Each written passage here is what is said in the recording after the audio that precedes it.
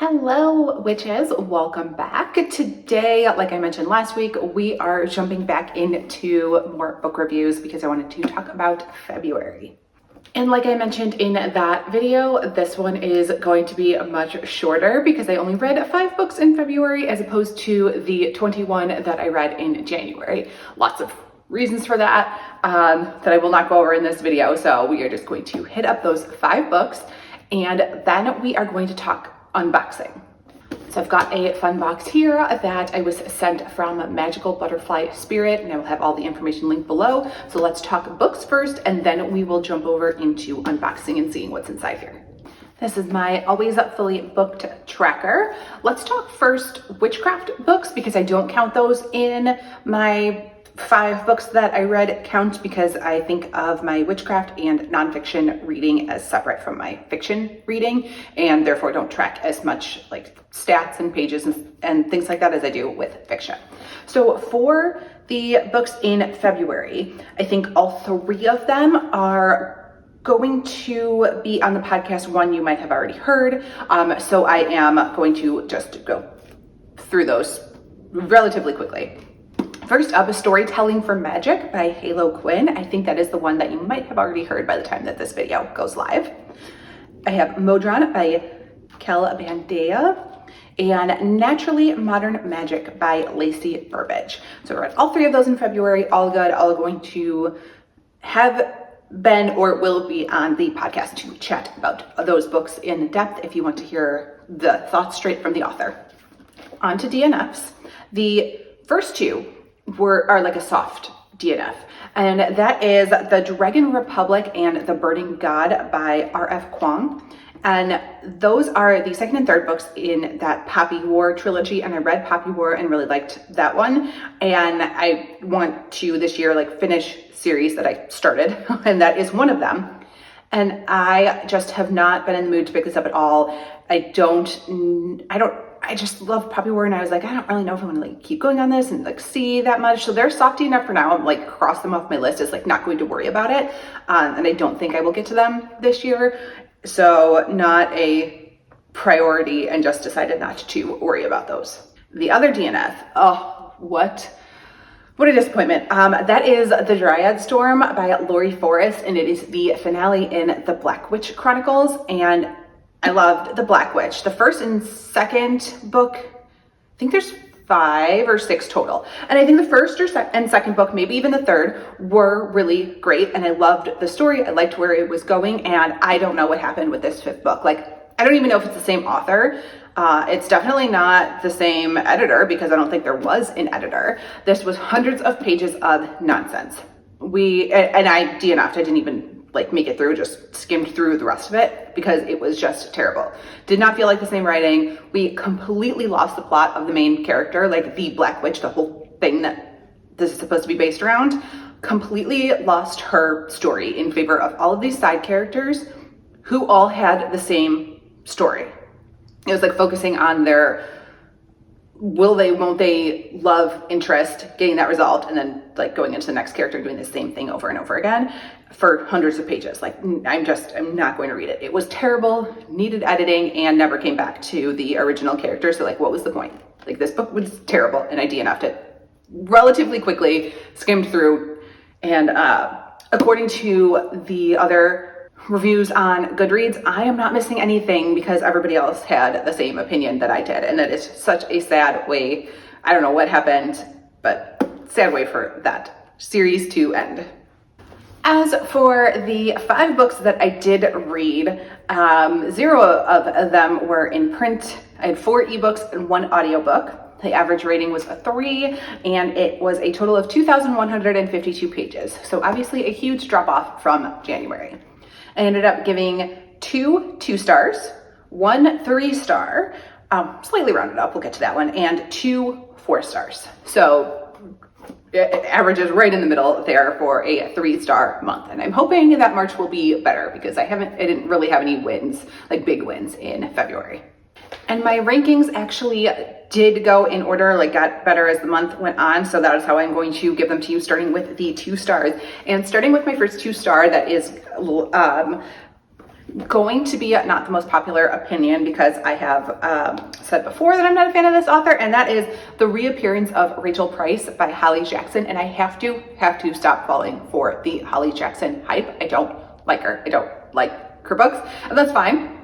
Different tastes for different readers. Holly Jackson has huge fan base, so she's not missing out on me reading her books, but I am just not a fan. So this is YA mystery thriller, and we are following the main character of Belle, who at the beginning of the book is starting to film a documentary with her dad because her mom completely disappeared when she was just a baby. She was actually left in the car on the side of the road. A teacher from her school found her, and her mom was just gone, never to be seen again. And it is now 16 years later. So this documentary is following her about like what happened to her mom, what is her and her dad's life like now, since that mystery has never been solved. They never found a body, nothing. And then of course, not a spoiler because it is in the title, her mom shows up. Rachel Price just randomly reappears a couple of days into them filming this documentary. So the book is following what the heck happened. Belle has very complicated feelings about feeling abandoned by her mom and trying to figure out what happened. She has a bit of a strained relationship with her dad as well. So I thought the premise was interesting, and it's not that I don't like YA books. I read a ton of YA books and love them, but this was just not good. I think the characters were really flat, and the story took some weird like twists. It had some weird like plot points, not, you know, like fun ones as like a mystery thriller and you're trying to figure out what happens and you can't guess the end of the story. This was just like strange where it didn't make sense. So I, once again, I'm learning my lesson on Holly Jackson that she is just not the author for me.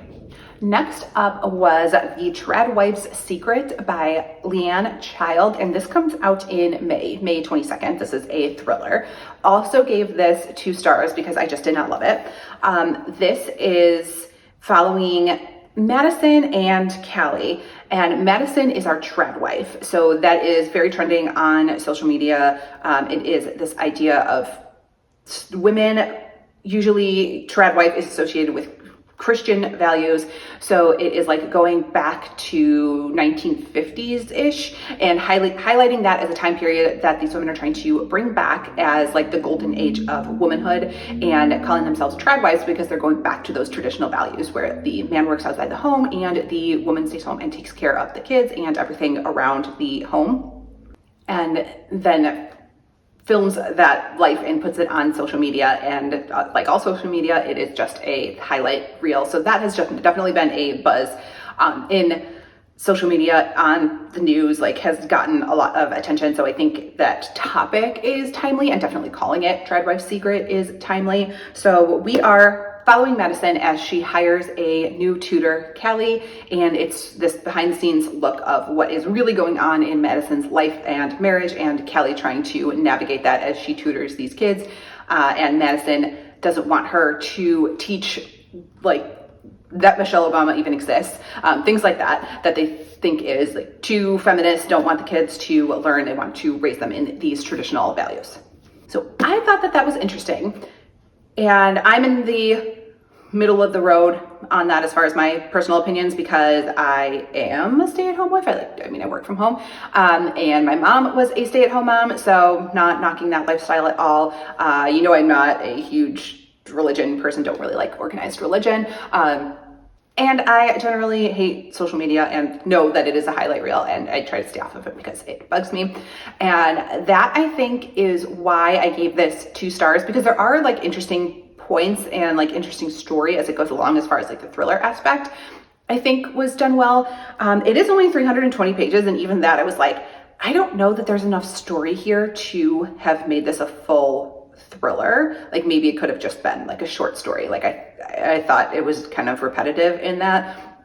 Ending was easy to guess. But the main reason that I gave it 2 stars is because it's very, very heavy-handed with that political commentary / agenda. I think that's pretty much the only reason the author wrote it, is because it is timely.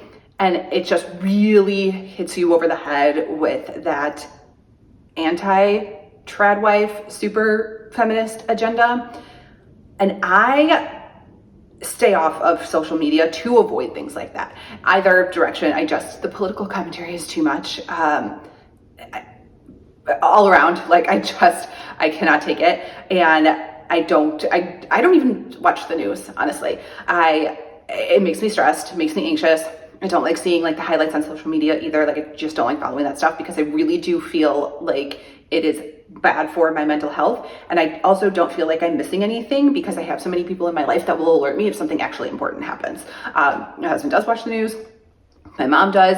They will keep me up to date if there's anything important that I really need to know. And I know that sounds like I'm not taking agency for my own actions and thoughts, but I am. I am protecting my peace and my mental health, and I just don't want it in my books as well. It's different if it's like something that's not currently happening, but for like how heavy-handed it was like, this is only getting 2 stars for me. In addition to, it was just not enough story there to rate like a full book. Moving on to my 3-star, which just came out on February 11th. And this is 3 rounded up. Like if I was doing half stars or things, I think it would get to a 3.5, but it just did not reach the point of a 4. And that is Southern by Design by Grace Helena Walls. And I believe it's a debut novel. It's a romance. And it was billed as like Sweet Magnolia meets Fixer Upper. And I do think that that is incredibly accurate. I listened to it on audiobook, and the narrator has this cute Southern accent because they are in, I believe it's Charleston. And the narrator did a great job with all of the accents. I thought that was really cute. So I do think it was a solid debut. It is definitely Sweet Magnolias, the TV show. I've never read the book series, so I can't comment on that, but it is like the TV series, specifically Maddie's character, reminded me a lot of that. So we are following here the main character, Mac, who was named after her mother, Magnolia. They're both named Magnolia. And it's definitely about her very tense relationship with her mom, who is very Southern perfectionist, has a lot of her own issues, and she puts that onto her wanting to turn her daughter into a Southern belle. And dad's not in the picture, so it's a very tense relationship there. I think other women who have mother-daughter issues will appreciate that as well. And it is about her branching out from her mom. She did go to school to be an interior designer. So she is running her own design business at the start of this, and she is just divorcing her husband because she found out that he was sending illicit pictures, unwanted, to people in the neighborhood. She figured out that it was him, so she is divorcing him. So very much like Maddie's story in Sweet Magnolias. And she is instead throwing herself into her design business and her daughter. And in her design business, they get a great offer to star in a TV show. So that's where the like fixer upper aspect comes in. And then lo and behold, her lost love, her college boyfriend, ends up moving in next door to her. So in the romance aspect, you can kind of see where that storyline is going. So super predictable. If you love a good romance, and I think that you would like this one. This one was really cute. The only reason I did not bump it up to a 4-star is because I think with the design aspects, although it was like fun, I do think it was a little heavy in some parts, and that made it kind of boring because I didn't totally understand everything when they're talking about like the different woods and finishes and hardwood floors and design choices in a bathroom. Like I thought that maybe that was like a little bit too much information in there that I was like, I don't need to know all of that. But I think that maybe if you are a big Fixer Upper fan and you watch all those design shows on HGTV, that maybe you would have understood more of that lingo and had more fun with that aspect of it. But for me, that was just like a little bit too much, and it kind of made the story drag in parts. So then I had my 2 4-stars of the month, and I will start with the one that surprised me because it's a romance. I don't feel like I ever give 4 stars to romance, and that was Wild Love by Elsie Silver. And this does get good reviews. It is available on Prime Reading, and a lot of people, I think if you like love romance genre, this is really your thing, then you probably will give it 5 stars. I want to be a romance reader because I feel like it's such a like gentle kind of reading, and sometimes I read fantasy, and I was doing that in January and just being like, there's too much like death and destruction in fantasy and I need light reads, and that's where the romance comes in. So I think if you are more a fan of the genre than I am, you might rate it higher. But we are following Rosie and Ford. Those are the 2 main characters. Ford is a billionaire after making a ton of money in the music industry and making an app to go along with that. And then he moves back to their hometown. And Rosie is Ford's best friend's little sister. And she moved to the big city to make it in the business management world. And she is in a job in the beginning of the book and she's sexually harassed by her boss. And so she gets fired, huge HR drama, and moves back to her hometown as well to move back in with her older brother. Rosie and Ford have had a love-hate relationship since they were kids, except it's really that Ford has loved her all the time. He's just been awkward about it, and Rosie never picked up on it, even though everybody else in their lives seems to know. So Ford ends up hiring her as his business manager at this new record label / recording studio that he is trying to get up off the ground in their hometown. So it is following them reconnecting and figuring out that, yeah, they've actually been in love this entire time. So it was cute. I liked it more than I thought it would, and I really liked both main characters. That does not often happen for me in romances. There's at least one main character that I'm like, I can't stand your personality, but I really liked both of those. I thought it was really cute, so I do recommend that one, especially if you are a lover of the romance genre. You're probably gonna like it. And my final book, final 4-star, and the one that I would rate as my best read of the month is Blood and Steel by Helen Schurer, and that is just getting back into my fantasy romance, my preferred genre. And this one was long. It is available on Kindle Unlimited. It is 550 pages, and it is the first in what's called the Legends of Thesmar series. So we are following Thea in this, as well as Wilder. And Thea wants to be a warrior, but she lives in this area of Thesmar, and because of a prophecy that was made around the time that she was born, women are not allowed to be soldiers. They are not allowed to hold a blade at all, because there is a prophecy that a woman born from darkness will wield a blade and it will mean the fall of their empire. In giving it 4 stars, I am totally rating this one on vibes, which I am trying to do more of. Like I said in the last video, like if it's really 2 or 1 stars, it's getting dropped down, and if it's 4 or 5, I'm bumping it up. In trying to rate it based on sheer enjoyment, rather than trying to be so strict about reviewing and being nitpicky about it, just because I'm going to tell you about it here on YouTube. So this is one where if I'm like going through and being like really nitpicky about it, then I probably would have dropped it down. But for like how much I was enjoying it and didn't want to put it down and am invested in the story, I am giving it 4 stars for that.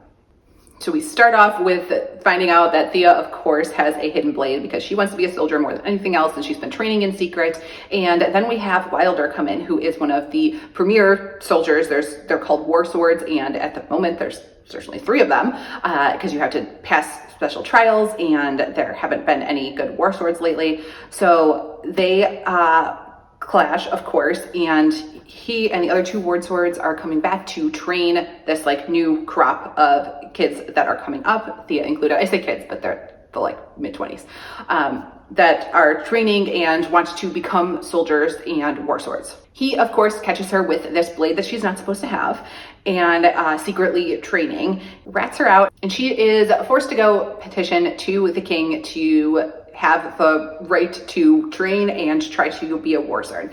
So she ends up going to the king, in the process saves his life, and so he grants her request, and she returns to Thesmar to be able to start training. So most of the book is following her training, Wilder trying to help her out along the way, because they, of course, it's fantasy romance, they do start falling in love, and her trying to navigate this soldier training with otherwise just a bunch of guys, trying to become a war sword by the end of it, and also avoid not only the a woman is going to bring down the kingdom prophecy, but also her own prophecy, because she is wearing what's called a fate stone that she got as a baby that told her it has the number 27 on it, which means that she's going to die at 27 and she is 24. So she's trying to make the most of her last 3 years by becoming this war sword.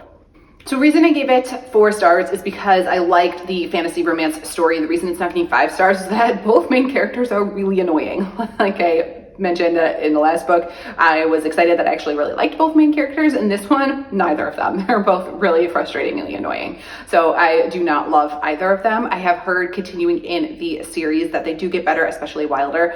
So maybe I will continue, but again, it's one that I liked this book, and kind of like Poppy War, which I also gave 4 stars. I'm not in a hurry to continue the series, so I'm not putting those on my list. I feel like that's something, if I am in the mood for those one day, I will maybe go back and continue the series, but for now, not that invested, even though I gave it 4 stars. Not something I'm in a hurry to continue, especially with so many other things on my TBR that I want to get to first. So even though 4 stars and my best book of the month, not in a hurry to continue Legends of Thesmar. But if you have read that one, do let me know, because I think that it is pretty popular. People do like it, and especially like the further books in the series. So if my understanding is correct, do let me know, and maybe I will prioritize reading that. Those are my February books, a short reading month. Let me know if you have any of the same or differing opinions on the books or authors that I mentioned. And now we are going to jump over to unboxing to see some of the new fun things that I got in this box from Magical Butterfly Spirit, which of course will be linked below. All right, here is the inner box. I did take out the outer packaging because that had identifying information. So this is what the box inside looks like, which is very pretty colors. Let's open it up and see. Oh, so far it's really cute packaging. Looks like thank you card, a lot of information. Oh, thanks, Joy. Look at that. Hand packaged little note. And I will have all of Joy's information linked below as well, so you can check this out for yourself and all of the different things that she offers. So look at how cute that is. And I think it is a really nice box. Look, like everything is packaged and I'm not seeing anything move around. There's nothing that's like out of place or broken or anything. So I can already tell that this is packaged really well and seems to be pretty secure, which you never know with my postal service. So here's a little thank you card. Oh, look how cute this is. Oh, with all the butterfly stuff. I will have these all linked below. And okay, here looks like a spoilers card to show everything that is in there. All right, what should we do? Should we look at the spoilers card or should we just open? Maybe we should just open things and then we'll check back to the card to see what everything is.